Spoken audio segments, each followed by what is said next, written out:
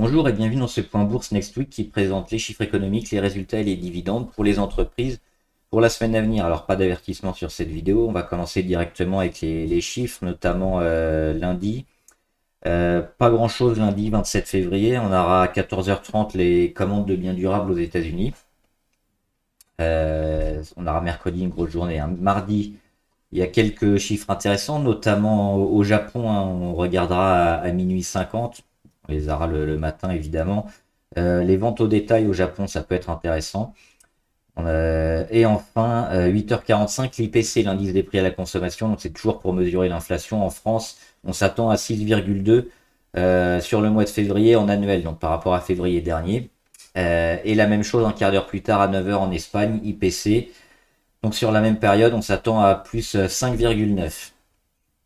Mercredi 1er mars, alors là c'est la grosse journée, hein, c'est le gros de la semaine. On aura à 2h30 les PMI manufacturiers en Chine. Ça peut être intéressant aussi de voir si les marchés asiatiques, et notamment on a vu le Japon la veille et donc la Chine mercredi, avec l'indice PMI manufacturier, c'est un indice qui mesure la santé des entreprises, hein. On sait qu'en dessous de 50, c'est une contraction du secteur économique et au-delà, on est en croissance. Et donc, les chiffres ils sont intéressants parce qu'on s'attend à 49,8, donc on est vraiment à la limite au niveau de la Chine. Donc, les chiffres pourraient véritablement nous donner une belle tendance pour la contraction ou la croissance revenue sur les marchés asiatiques. Donc, ça va être vachement intéressant. 9h15, PMI manufacturier, toujours la même chose. En Espagne, on s'attend à 46,5, donc là, on voit qu'on est déjà un peu plus bas. La même chose en France, 9h50, on s'attend à 47,9, donc c'est à peine mieux. Et la même chose à 9h55 en Allemagne, c'est 46,5. On aura également en Allemagne à la même heure le nombre et le taux de chômage en Allemagne. On s'attend à un taux de 5,5. À 10h, on aura PMI manufacturier, donc toujours la même chose, hein, pour mesurer la santé des entreprises. En Europe cette fois, donc on s'attend à 48,5, donc on est toujours en légère contraction. À voir si les chiffres vont être comme attendu ou s'il va y avoir un petit delta. Ça pourra amener pas mal de volatilité sur les cours à ces heures-là. À 13h, enfin, on aura l'IPC, donc l'indice des prix à la consommation en Allemagne. On s'attend à plus 8,7 hein, sur le mois de février par rapport à février dernier. Donc c'est toujours assez élevé, même très très élevé. Enfin, PMI manufacturier, toujours la même chose, mais cette fois aux États-Unis, à 15h45. Et à 16h, on aura la même chose, mais de l'ISM. Donc c'est un institut, c'est sensiblement la même chose, hein, PMI manufacturier, ISM. Et à 16h30, stock de pétrole brut. Donc si on trade le Brent notamment, ça peut être intéressant. Jeudi, à 9h, on aura le taux et le nombre de chômage aussi en Espagne. Donc le taux, il est actuellement à 12,8%, hein. C'est assez énorme le taux de chômage en Espagne. 11h, on aura l'IPC, l'indice des prix à la consommation en Italie, pour mesurer toujours l'inflation. Et on s'attend sur le mois de février en annuel à 10,1%. La même chose en Europe cette fois, donc comme tous les résultats des pays seront tombés, on aura à 11h le taux en Europe de l'IPC, donc pour mesurer l'inflation, et on s'attend à 8,2%. Et enfin, pareil, à la même heure, à 11h, on aura aussi le taux de chômage en Europe, avec tous les chiffres qui sont tombés dans la semaine. On aura déjà eu un bon aperçu. Enfin, jeudi, toujours à 13h30, on aura une déclaration de la BCE. Donc la Banque Centrale Européenne, hein, c'est pas encore sur les taux, hein, on aura ça à la mi-mars et fin mars pour les taux, mais on aura déjà une première indication avec un discours et on écoutera un peu le sous-texte.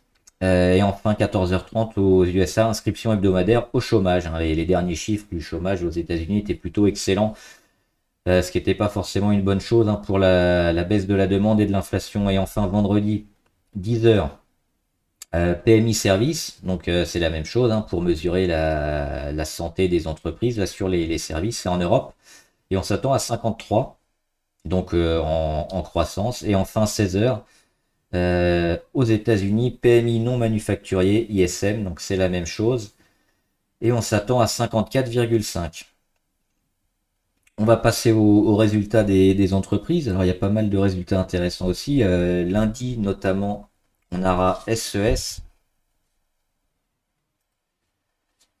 SES donc qui annonce ses résultats. Et moi je les ai joués les résultats. On va voir quels vont être les chiffres annoncés hein, lundi. Ils sont sur des points pivots et déjà après une belle récupération hein, depuis le début d'année 2023, on voit un beau run, ça peut être intéressant. Berkshire Hathaway aussi, alors normalement, au moment où cette vidéo sortira, les résultats seront peut-être tombés parce que ça doit arriver sur Berkshire ce week-end, les résultats. Donc, hop, ils sont là. Alors la B, hein, parce que là, faut avoir un demi-million. Donc les résultats. Et puis enfin, Zoom aussi aux États-Unis annonce ses résultats. Mardi, on aura Abionics Pharma.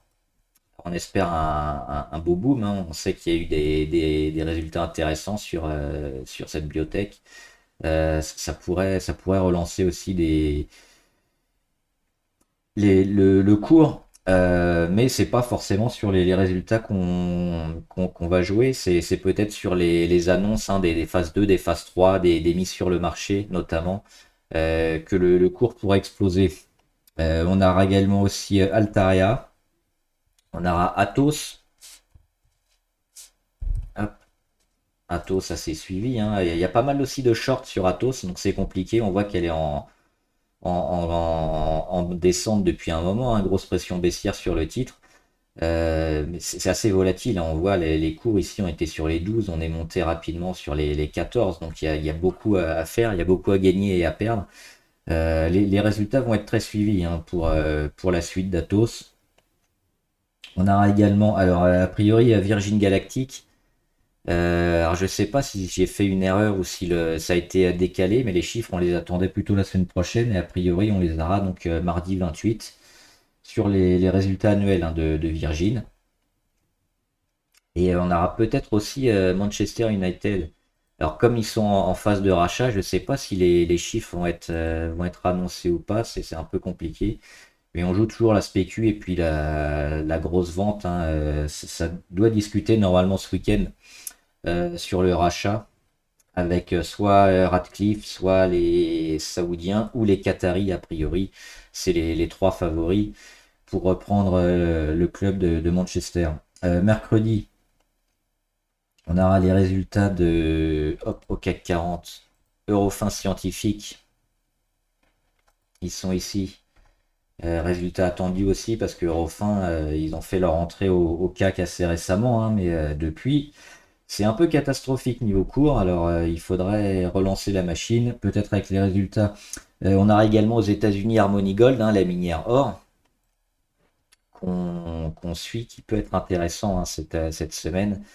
Après pas mal de corrections et l'or est pas loin de repartir, donc ça va se suivre. Et on aura également aux États-Unis le cloud avec Snowflake. Voilà, Snowflake qui annonce ses résultats, donc c'est plutôt intéressant parce qu'ils ont corrigé énormément, ils ont marqué des supports, ils ont tenté de repartir. Et puis il y a plus trop de vendeurs aussi autour des 120, 130. À voir ce que vont donner les résultats, mais ça pourrait nous relancer à moyen terme Snowflake. A contrario, si les résultats sont pas engageants, c'est peut-être une action qu'on va oublier pendant pas mal de temps. On aura également Neoen et Interparfum. Enfin jeudi, on aura Serge Ferrari. Alors Serge Ferrari, hop, ils sont intéressants. Hein. On avait mis le signal d'achat ici, ils sont bien repris.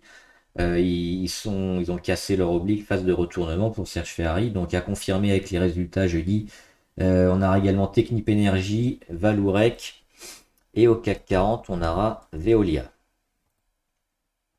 Ils sont là, Veolia, en forme, hein, Veolia depuis le début d'année 2023, on est ici. On n'a fait que monter depuis le début de l'année. Et enfin CGG, hein. CGG, alors c'est compliqué sur CGG, mais il y a eu un petit mieux dernièrement, mais on le voit. Moi j'avais noté ici le gap à 0,88. On a méché dessus plusieurs fois, on n'arrive pas à repasser au-dessus. Hein. Ça rappelle un peu aussi McPhee ou MC5 hein, qui est sur l'hydrogène, qui est en tendance un petit peu baissière et qui n'arrive pas à décoller face à des niveaux pivots importants. Et enfin, vendredi, on aura Bonduelle et la Lufthansa. La Lufthansa, c'est en Allemagne, pas Francfort.